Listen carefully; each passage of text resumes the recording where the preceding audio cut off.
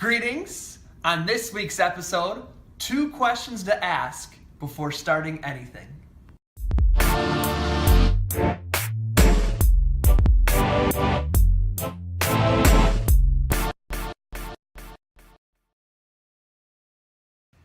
Greetings! I am Tom Earl, and this is my year of balance. It's an honor and a pleasure to be with you. I know you could be anywhere and that you've made the decision to spend time here together. It means so much to me. As always, you can listen to this as a podcast or watch the video. All of that can be found at tomearl.com/want, W-A-N-T, tomearl.com/want, W-A-N-T. Same content, different experience. So before we get started, as always, we like to take a moment to center ourselves. So if you could just, wherever you are, take a second to check your posture. And with your mind, check in and see, where's your energy level at? If you were to rate it on a score of 1, means I'm basically asleep, to 5, I'm ready to take on this world as a joyful person, here we go. You know, if those were your scale, where would you rate yourself? And now that you've got that number set, see if just with your mind, just by believing it, if you can take it to the next level, if you can raise your energy, just prove to yourself that by getting some excitement into you, getting some energy. You know, let's try it this way. Think of a recent time where something happened that you felt really proud, right? I'm hitting my chest because feel it in your body, a time where you felt really proud of yourself. And think of a time where it was something that was really challenging and you stuck with it and you made it happen. Think of that. When was a time where something was a really big challenge and you stuck with it and you made it happen? Feel it in your body, that remembrance. Or think of a time where you did something special for somebody. Maybe you sent them a card or a text, or you said a nice comment on their Facebook post. Or maybe you took somebody out to eat, or you surprised them by paying for their meal. Think of something like that, something small or big. Any time in your life, could have been when you were a little child. Think of that. Think what it felt like to do that for somebody. Think of a time where you got somebody a gift. When was a time where you really thought about it? Maybe it was a comment you heard them say, and you thought about it, and you realized, this is what I'm going to get the person. And they're going to be so surprised. And the time finally came, you kept the secret, and you gave them the gift, and you're waiting, and they opened it, and the look in their eyes of, oh my gosh, how did you know? Think of that time. Yeah. You feel that? I bet if you did this exercise with me, your energy did go up. It did go up, maybe even past the barometer that I've set from a 3 to an 18. And you see how quickly we did that? We've been here together for 3 minutes.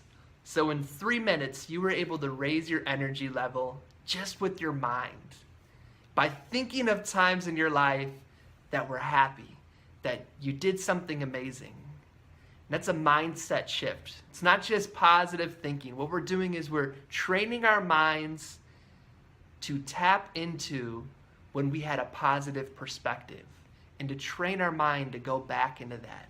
It's like a habit. If you've ever had bad posture, for me, I always find myself leaning forward. So I'm always reminding my body, actually, let's go back to where it's more natural, where my body's more aligned. And little by little, you get your posture, good posture, to be normal again, or a way that's more energy creating. Same thing with our mind. We're just training our mind. It's like that muscle. Okay, go back to here. When I need new energy, I don't need coffee. I need to remember some times where I really kicked butt. And little by little, it'll become easier every time. Excellent. So now we are in a great place to receive some stories or some information. And so, as you know, this is my year of balance. And so every day I'm asking myself, where can I invite balance into my life? Where can I find ways that I can add some holisticness to my life, or maybe I'm a little too much into one area or the other. Last year was my year of expression. So I'm reflecting on where in my life can I bring more expression to. If you watched my video on why I did the year of balance, right? You can check that out right here, tommerl.com/balance. You'll know that I started to realize that I was mostly expressing myself in my professional life, in my mission. And so instead, I wanted to start to express myself in my relationships, in my leisure, in my times where I'm just relaxing. So examples like that. And so what I have found is that an area I want to bring balance into my life is in reflection. Specifically reflecting on this question right here. What do I really want? What do I really want? I want to spend more time balancing it by spending time there.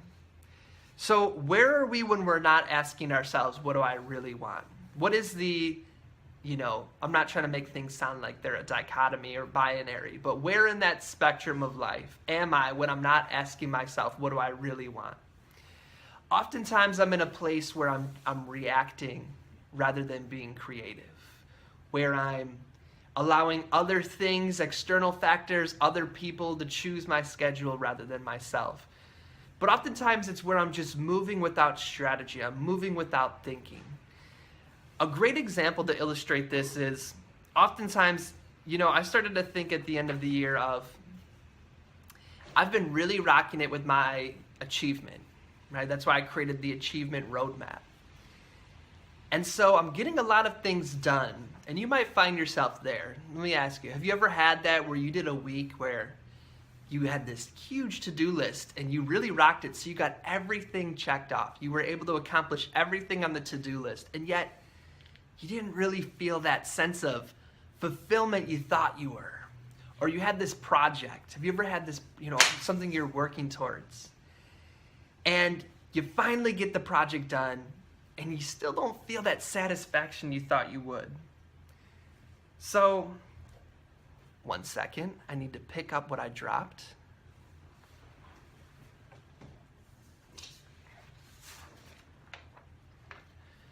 You don't feel that satisfaction you felt.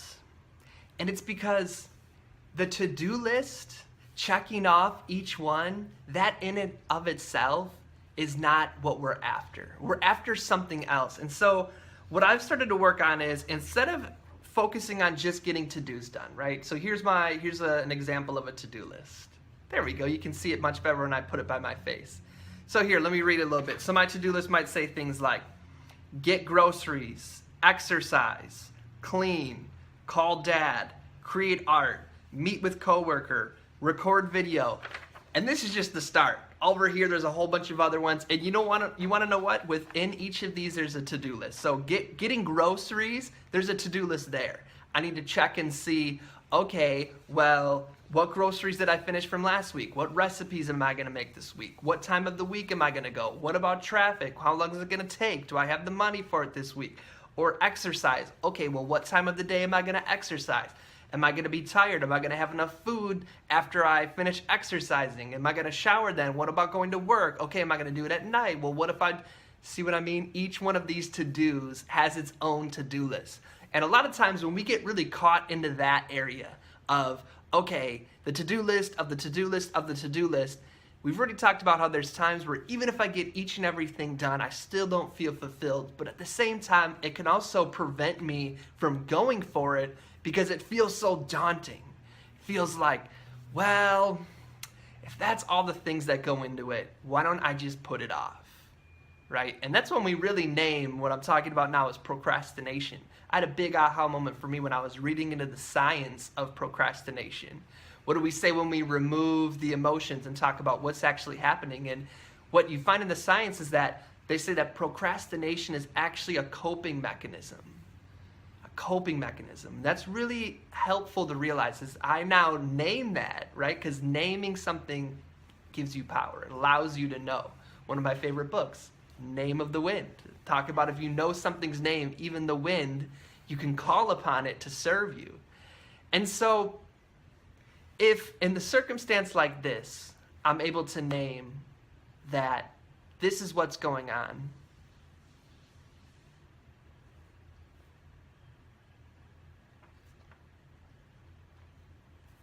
So in a circumstance, when I'm working towards my to-do list, if I'm able to name, what is it that I am really after? What is it that I'm really working towards? What is it that I really want? Now we've shifted from to-dos to asking the bigger question of, what do I really want? Or another way to phrase it is, what outcome am I after? And so let's talk about exercise. What outcome am I after with exercise? I'm after having high energy, feeling good about myself, feeling like I can go for a run and not run out of breath, or if somebody asks me to pick something up, I can lift it up, and looking in the mirror and feeling proud of myself. Those are all different things that I'm looking for exercise. And so now that I know that, there's a million different ways I can arrive at that, what I want, right? Because instead now of feeling like I have to check off every single to-do to get what I'm looking for, I know there's so many different ways I can do that. It allows you to be more creative when you focus on what outcome am I after rather than what do I really want. For instance, if you're working somebody, a lot of my clients, they have professional lives and they have children. So as you know, both things are really hard to balance. So I was talking to somebody I was working with, and they were saying, life just feels really stressful right now because I have to get my kids to work. I mean, not to work. I have to get my kids to school before I have to get to work. And, I have to make sure that they're all clean, and I got to get food for them, and I got to prepare their food so that, they have lunch, and I have this and I have that. Okay, so right now, we're getting into the to-do list mindset. And with the to-do list mindset, if I don't complete one of those to-dos, then I'm not showing up. If I don't get done some of my to-dos, then I'm not doing a good job. But instead, if we just pause and say, what do I really want? So of course I'll ask the person, okay, I hear you. You got a lot on your plate. I totally respect your ability to go for it. So let's just pause and say, what do you really want when it comes to the area of all these things you named about with your kids? It's like, well, I want them, I want to be a good mom, or I want to be a good dad. Okay, keep going. What do you really want? Well, I want to, influence them to be really good people. I want to be there for them so that they have a caring adult in their life, and I want to give them an even better life than I have. Okay, awesome. Now you can just see them totally change their energy from when you're naming all these to-dos, that stress, you can just feel it building. And when I ask them, what do you really want? Okay, now their whole state changes, their whole mindset. They start to get excited again. And you know what? Then we say, okay, so what you're really after is having positive influence, spending quality time with them, asking them questions, letting them know you care. Okay, what are some ways that you can do that? Well, one thing is, you said you drive your kids to school and you pick them up. That's a way to achieve that. Oh, you're right. Okay, another thing is you want to, do this thing. Well, could that serve that too? And so you start to see that the to-dos, they're really just tasks. They're really just ways to carry out what I really want. And what it means is that if some of those things don't get done, it's not as big of a deal because I'm still working towards my big picture outcome. And so it allows you to know, well, what is really going to make me feel fulfilled? And of course, if I just look at taking my kids to school, and it's just a task, it's just a transaction, it's something I have to do, that's when you start to get that stress in your shoulders or that tension. But instead, if I'm remembering taking my kids to school is a part of my journey in wanting to be there for them, in spending quality time. Well, now this time that just before seemed like this another thing you got to do is a part of this mission that you're trying to serve, right? Reminds me of, I was working with some corporate clients, and they were talking about, it seems like there's always this frustration between our team. And I said, give me an example. So they started to share an example where they really wanted to make their customers feel satisfied, right? Feel appreciated. So they had these bags. They wanted to get customized bags that they got as they leave, that they put the gifts in. And somehow the whole team, they started to, it was more expensive than they thought, and so it was causing frustration. The manager was saying to the person who was ordering it, why didn't you get it on time? And this person was blaming the other person and this and that. And this had been going on for months, you know? And so we checked in and said, what's going on? And once again, they were arguing about the bags. And so I reminded them, what is the purpose of the bags? And they paused and said, well, to make our customers feel appreciated. And then I asked them, okay, well, how else do you think you can make your customers feel appreciated? And just coming back to that big picture purpose of, the purpose is not to get these customized bags. The purpose is to make your customers feel, you know, like you care for them. And so if you remember that outcome, that it's not this task that I'm stuck on, it's the task is to serve the big picture goal of making my customers feel satisfied. There's a million other ways you can do that. And somebody else said, you want to know what? We actually already have bags, and we could just have people customize, draw on them, and boom, now the whole creativity started going, and the whole energy of the team shifted, and everybody started laughing and saying, whoa, what? That was so crazy. Why were we even arguing about those bags? It's not even a big deal. And you want to know how they got unlocked from that frustration? Was remembering, what do I really want? What do we really want?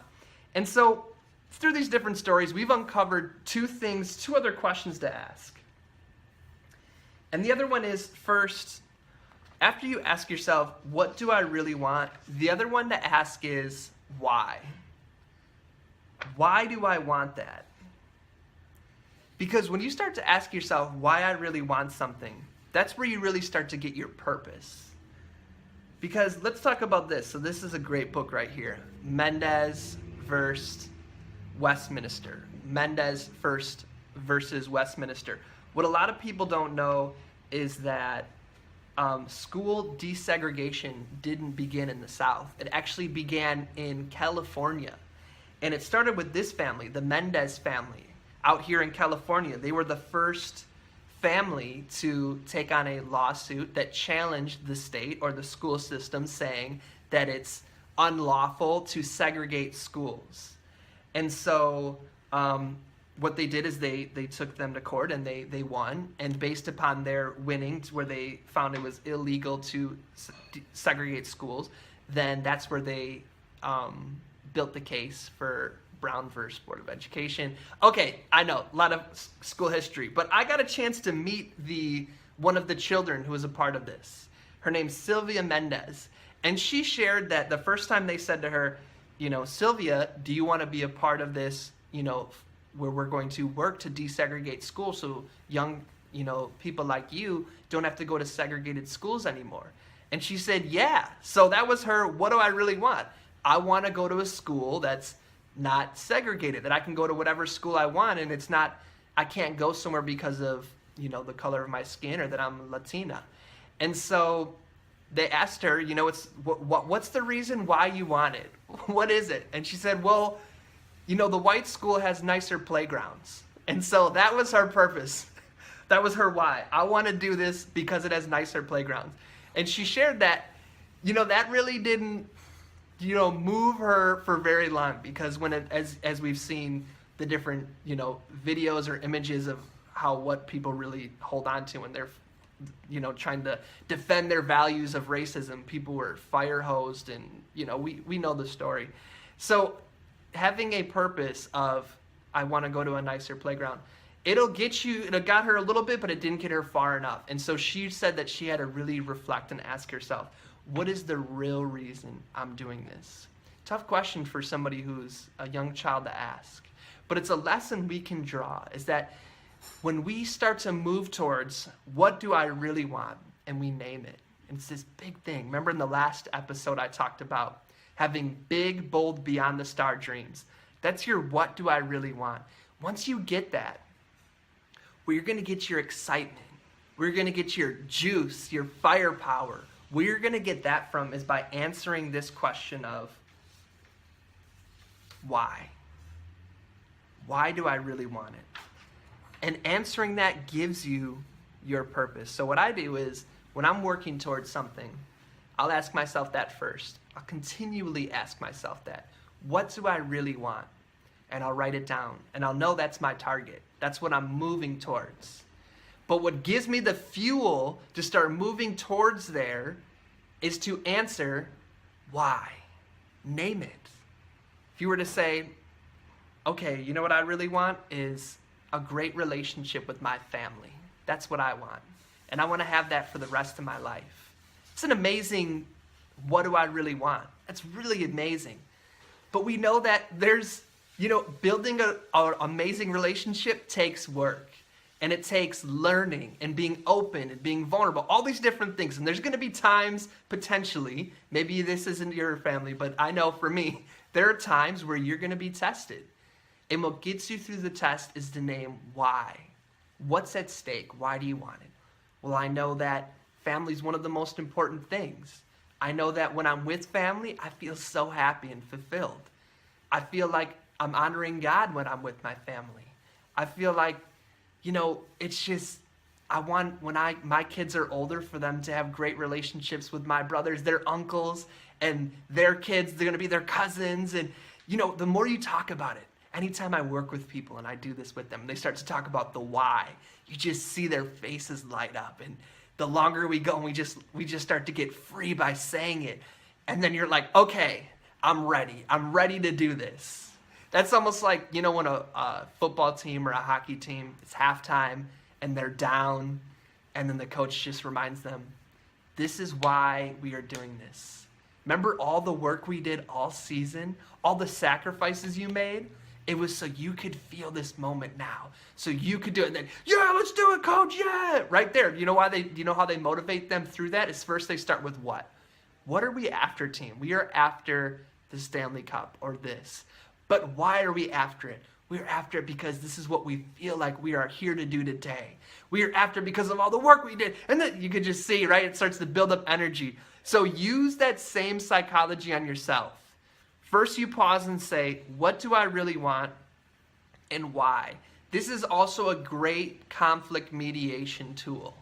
When there is disagreement, the first thing people forget is the what do I really want. You ever had that where you were arguing with somebody and then you totally forget why it started or what you even are after, and you're just arguing because you're arguing? I know there's people who have grudges like that go back years. Why do we even dislike each other? I don't know. I don't even remember. There's people who have been carrying that grudge for generations. What's the reason we don't talk to your cousin anymore? Who knows, right? So whenever you find that you're in a disagreement with somebody, pause and ask, what do I really want? What do I really want? Is it to be right? Usually not. Usually when people just want to be right, it's really, if you get them to be honest with themselves, it's to be heard. It's to be respected. It's to know that even if we disagree, that somebody listened to me, right? It's to know that at least I got to express myself. And really, if we go even further, it's to know that I'm being cared for, that I'm being loved, right? Because so often, when we really go down, so many things are connected to my sense of self-worth, my sense of feeling safe, of feeling cared for, of feeling loved. Those type of what do I really want. You might say to me, well, Tom, maybe now you're saying is what do I really need? But we turn our needs into wants. And you can change it to whatever, word is best for you, whatever is most comfortable. What do I really need? What do I really want? What is the outcome I'm after? What is the target? What is the vision? These are all the same type of, ways to express this, of what's the target? What am I moving towards? It'll instantly get you grounded. And then when it's especially tough is to say why. Why am I after this? People will often say this, why are we even here? Who really cares? Sometimes people say it is an exasperation. And that's especially the time to get grounded in that. So check out my amazing drawing. Okay. So I have, if you can't see this because you're on the podcast, I have like a cliff. I have really good drawing. This is where it's saying there's a cliff and then a stick figure and then like a gap with a bunch of fire. And it says, you are here. And then there's another cliff and it says, you want to get here, right? You want to get here. So if you know that what do I really want? I want to get to the other side of this cliff, and I don't want to do it through getting through the fire. And then you start to say, why? I want to do that because over there is, where I need to be. It's where I'm going to learn. It's, the joy. It's part of it. Whatever your why is, the last question to ask yourself is how? How am I going to get there? And this is the process and the journey. So if we ask what am I really after? And then we know why, and that's our purpose. So we have our target and our purpose. Then we ask, okay, what process, what journey do I want to use? Because I might say, I want to be rich. Why? Because it'll mean security. It'll mean freedom. It'll mean fun, creativity. It'll mean I can be generous, means I can help out my family. And then I say, and how do I want to get there? And I say something like, by any means, whatever it takes, whatever I got to do. That's a lot different than somebody who says, I want to do it through a process where I feel good about myself. I can be open and honest. I can feel proud of myself before myself, my creator, my community, whatever. It's totally different. Or let's take it something not monetary. What do you really want? I want to have the best relationship ever. Why? Because I know that who we spend our time with is what brings us fulfillment. How do I want to get there? Doesn't matter. Whatever. I don't know about that. I know for me, anytime I say what I want and why, I always end up by saying, and I want to enjoy the process. And I want to do it in a way that is in line with my values. And I want to love the journey. And I want to remember that the journey is a part of it. And that's just a totally different way to view it. So for instance, if you were going to use this and I was going to say, this is me standing on a cliff and I need to somehow get to the other cliff and there's fire and sharks and everything down there. And so how do I get across?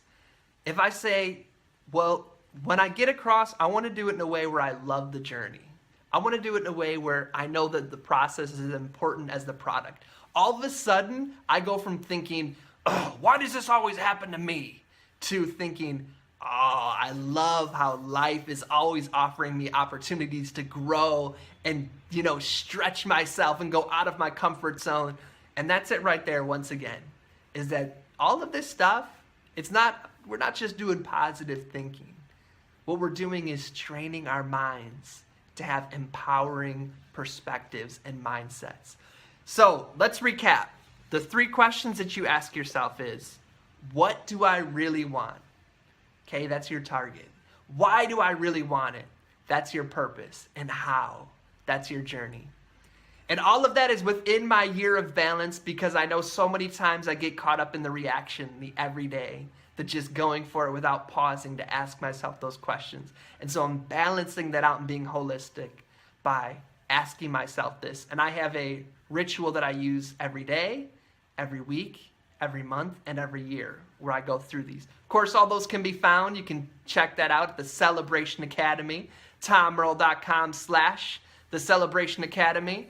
My friends, my free gift to you this episode, because I always like to give you gifts, is a breakdown and exercise of a weekly ritual you can use for asking yourself these questions. So if you'd like to try that out, try out a once a week way to reflect upon these questions, feel free to check that out at TomMerle.com/want, W-A-N-T. TomMerle.com/want, W-A-N-T.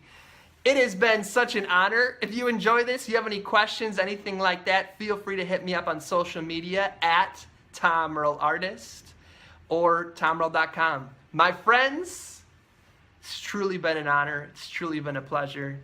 I feel blessed by being here with you. So, as always, wishing you peace and blessings. One more thing. I'd love to continue the conversation. Feel free to join me at TomMerle.com/join. Subscribe below, or let's connect on social media. Tom Earl Artist. Thanks again for watching.